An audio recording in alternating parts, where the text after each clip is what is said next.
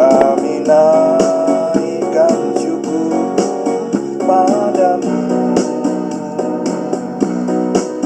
syukurkan kasih-Mu yang mulia. Kami naikkan syukur padamu, kami menaikkan syukur padamu Tuhan. Kami persembahkan korban syukur, pujian ucapan bibir yang memuliakan nama-Mu, oh Tuhan. Kami tinggikan, kami agungkan nama Tuhan. Nama-nama nalara sandoro poteke pekiri sikia, kunama nereki nama nolohana miniri, kupihiri kalaru kunumu guru sanda manara sanda. Kulo memuji asmanipun Gusti, Gusti Yesus juru wilujeng kawula.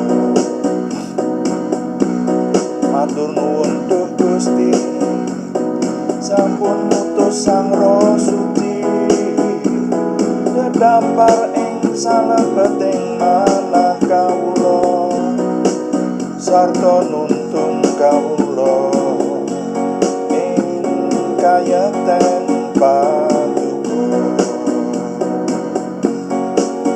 Kami naikkan syukur padamu, kami naikkan syukur padamu, syukurkan kasih-Mu yang mulia. Kami naikkan syukur padamu, kami naikkan syukur padamu. Bapa, kami mengucap syukur untuk malam hari ini. Kami mempersembahkan doa malam hari ini, dan ketika kami merenungkan firman-Mu, semuanya menjadikan nama Tuhan dimuliakan, kami semua diberkati. Dalam nama Tuhan Yesus Kristus kami berdoa. Haleluya, amin. Selamat malam Bapak Ibu Saudara sekalian yang sudah bersama dengan kita di sini dalam doa malam hari ini. Nah, doa malam ini diadakan secara iman Kristiani dengan dasar keyakinan kepada Tuhan Yesus Kristus, Yeshua HaMasyiah, Juru Selamat dunia, Isa alaihi salam, Imam Besar Agung kami. Firman Tuhan yang didokumentasikan dalam kitab suci Perjanjian Lama serta Perjanjian Baru menjadi pegangan kami, menjadi pegangan kita sekalian. Saudara, dalam doa malam itu ditujukan untuk menjawab pertanyaan. Jadi kalau ada saudara yang memiliki pertanyaan rohani dan ingin kami menjawabnya, silahkan dikirimkan kepada kami, nanti akan kami usahakan menjadi tema-tema dalam doa malam kita. Dan doa malam juga seringkali ditujukan untuk mencermati zaman. Apa yang terjadi dalam zaman kita ini, kita tinjau dari firman Tuhan, dan kita telaah untuk kita mencari pedoman supaya kita tidak terikut oleh zaman, dan kita diberkati Tuhan sehingga hidup kita tetap berkenan kepadanya. Nah, doa malam hari ini masih ingin menjawab pertanyaan dari Ibu Endang Susilowati. Pertanyaannya adalah mengenai makanan yang haram itu yang bagaimana, dan minta diberi contoh-contohnya. Oleh karena itu maka judul renungan malam hari ini adalah tentang makanan yang haram bagian kedua. Ya, tentang makanan yang haram bagian kedua. Kita akan membaca Imamat pasal yang ke-11. Imamat pasal yang ke-11 ayat 9 sampai 12 saya baca untuk saudara. Inilah yang boleh kamu makan dari segala yang hidup di dalam air, segala yang bersirip dan bersisik di dalam air, di dalam lautan, dan di dalam sungai. Itulah semuanya yang boleh kamu makan. Tetapi segala yang tidak bersirip atau bersisik di dalam lautan dan di dalam sungai, dari segala yang berkeriapan di dalam air dan dari segala makhluk hidup yang ada di dalam air, semuanya itu kejijikan bagimu.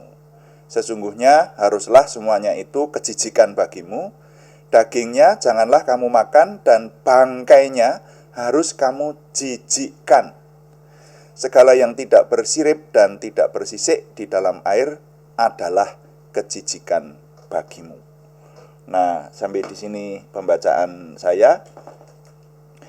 Saudara sekalian, bagian yang lalu, yaitu dalam judul renungan tentang makanan yang haram bagian pertama, telah kita cermati bahwa tadinya manusia itu diberikan oleh Tuhan ketika diciptakan. Firman-Nya berkata bahwa semua tumbuh-tumbuhan dan pohon yang buahnya berbiji itu diberikan Tuhan menjadi makanan manusia. Jadi tadinya manusia itu oleh Tuhan difirmankan boleh makan tumbuh-tumbuhan dan pohon yang buahnya berbiji saja. Rupanya seperti itu ketika kita meneliti di kitab Kejadian. Nah, kemudian setelah manusia jatuh dosa, firman Tuhan menambahkan bahwa manusia boleh memakan daging binatang yang bergerak. Ya, itu setelah zamannya Nuh, saudara ya. Boleh makan daging binatang yang bergerak setelah tidak bernyawa lagi, yaitu darahnya. Ya, jadi tidak memiliki nyawa dan tidak sudah tuntas dari darah lah, seperti itu. Jadi tidak semua binatang yang bergerak itu boleh dimakan. Nah, yang lalu telah kita cermati yaitu jenis yang pertama yang disebutkan adalah binatang berkaki 4 yang berkuku belah dan memamah biak. Jadi ini ada, saya menyebutkan ada digolong-golongkan seperti itulah.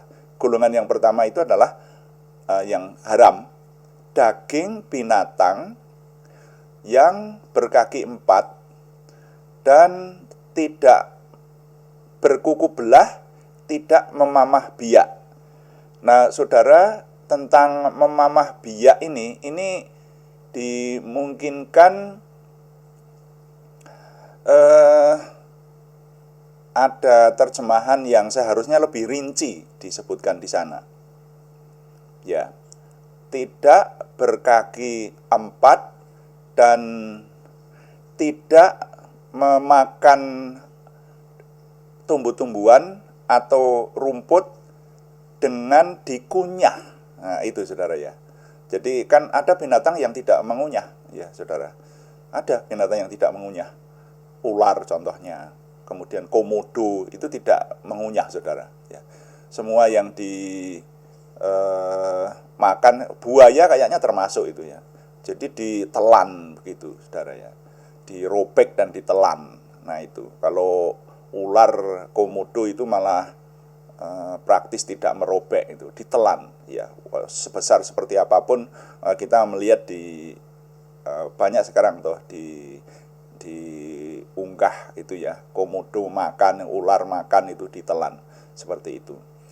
Nah, jadi disebutkan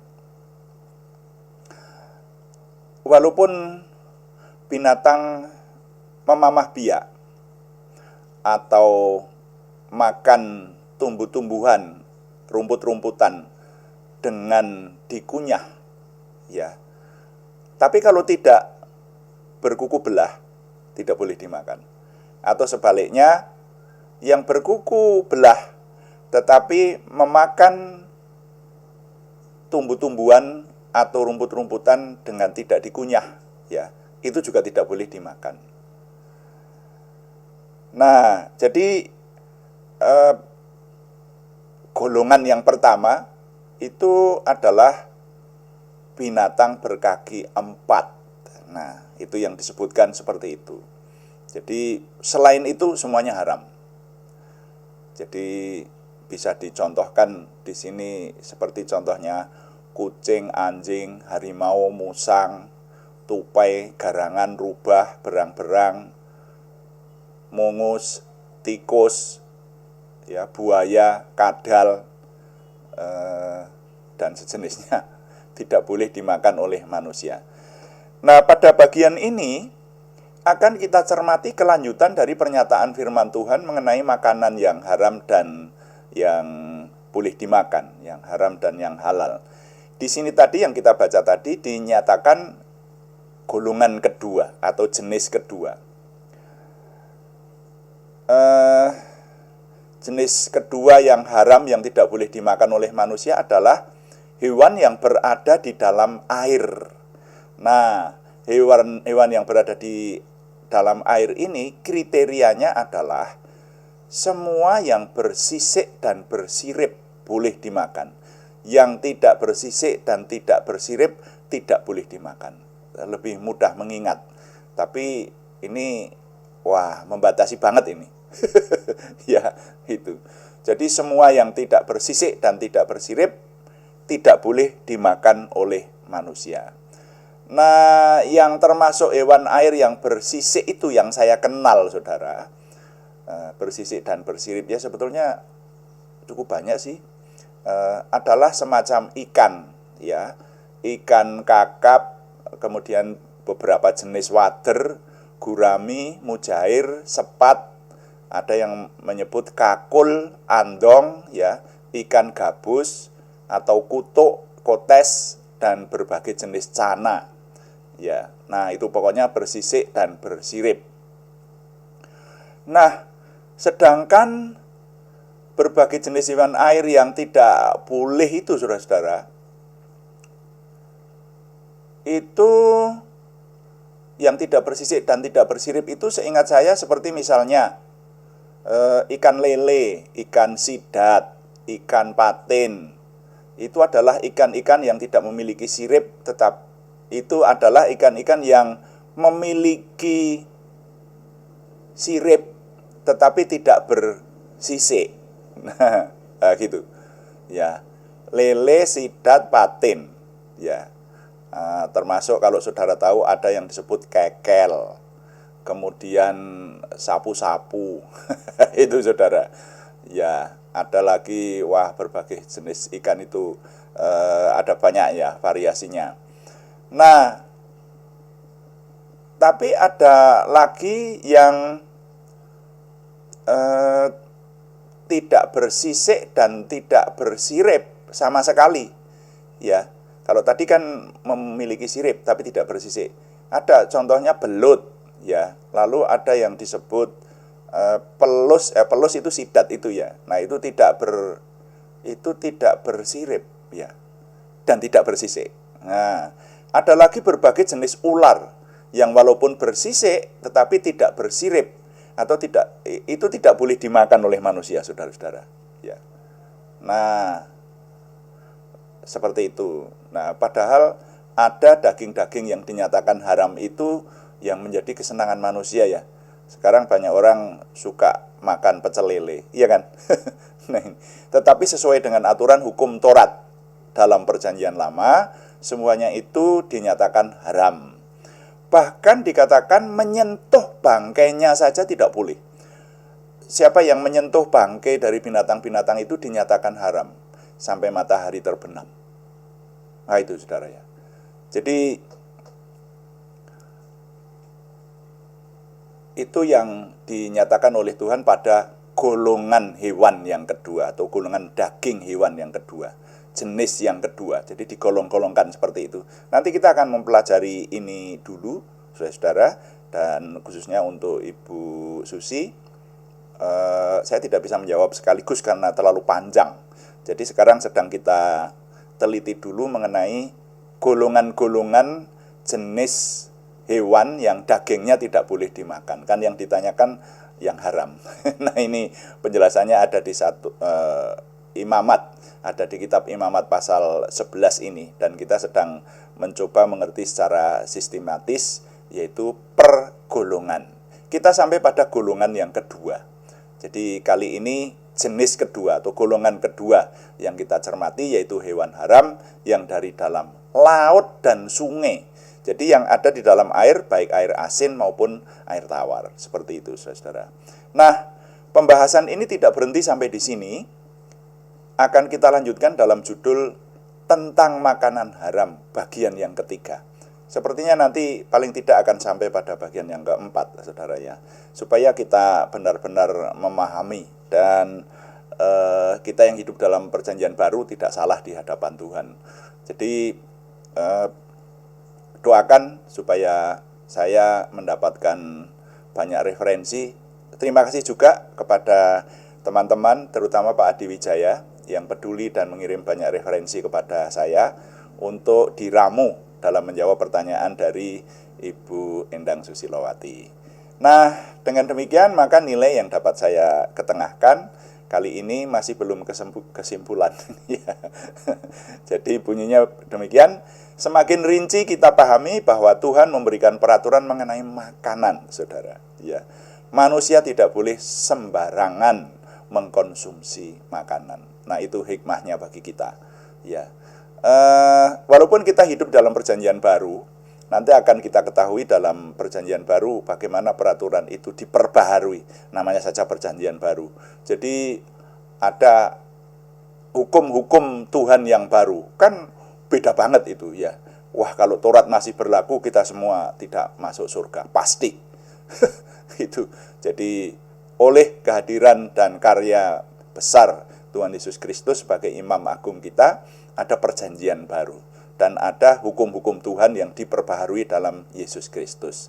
Nah, tapi setidaknya kita harus memahami mulai dari perjanjian lama sehingga kita paham betul apa yang dimaksud oleh Tuhan melalui firman-Nya, bahkan sejarahnya dari awal. Jadi sekali lagi nilainya, semakin rinci kita pahami bahwa Tuhan memberikan peraturan mengenai makanan. Manusia tidak boleh sembarangan mengkonsumsi makanannya. Tuhan dipuji. Amin. Mari kita melayani Tuhan dengan doa.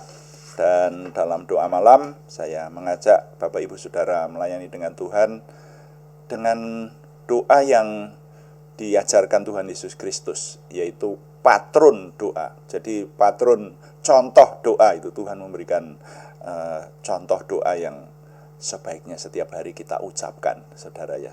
Dan ini bukan hanya kewajiban, tetapi sungguh-sungguh menjadi permohonan kita kepada Tuhan, yaitu doa Bapa kami. Dan doa yang cukup terkenal yaitu doa Yabes yang sudah diperbaharui kalimat-kalimatnya dan sering sekarang terkenal diucapkan orang dalam doa. Mari kita berdoa. Bapa kami yang di surga, dikuduskanlah namamu, datanglah kerajaanmu. Jadilah kehendak-mu di bumi seperti di surga. Berikanlah kami pada hari ini makanan kami yang secukupnya, dan ampunilah kami akan kesalahan kami, seperti kami juga mengampuni orang yang bersalah kepada kami. Dan janganlah membawa kami ke dalam pencobaan, tetapi lepaskanlah kami daripada yang jahat, karena Engkaulah yang empunya kerajaan dan kuasa dan kemuliaan sampai selama-lamanya. Tuhan, berkatilah kami dengan berlimpah-limpah. Perbuatlah sesuatu yang besar dalam hidup kami, dan itu jelas berasal daripadamu. Tambahkanlah pengaruh dan kesempatan kami bagimu, dan berikanlah kepada kami suatu perasaan akan hadirat-Mu, serta petunjuk-Mu senantiasa. Jauhkanlah kami dari perangkap setan. Dalam nama Tuhan Yesus Kristus kami berdoa. Haleluya. Amin. Demikian doa malam hari ini, saudara-saudara sekalian, dan kami beritahukan bahwa doa malam dilaksanakan setiap hari Senin sampai Sabtu pada jam 6 atau jam 18 waktu Indonesia Barat dengan tema yang atau judul renungan yang berganti-ganti. Nah, dan ada juga doa pagi, saudara. Doa pagi dilaksanakan jam 5 pagi, hari-hari yang sama. Kalau yang doa pagi, temanya berbeda, mencermati seluruh isi kitab suci. Karena itu bagi saudara yang setia mengikuti doa pagi, akan bersama dengan kami menyelesaikan perenungan kitab suci dari awal sampai akhir. Kita mohon kepada Tuhan diberi kekuatan sampai kitab Wahyu selesai. Dan kami mengucapkan terima kasih kepada semua yang sudah mendukung. Kami tetap mengharapkan dukungan Anda, setidaknya dukungan doa. Terima kasih yang belum memberikan subscribe, berkenan memberikan subscribe, like, komen, dan share. Bagikan kepada teman-teman lain sehingga lebih banyak lagi yang diberkati bersama dengan kita. Selamat malam, Tuhan memberkati. Amin.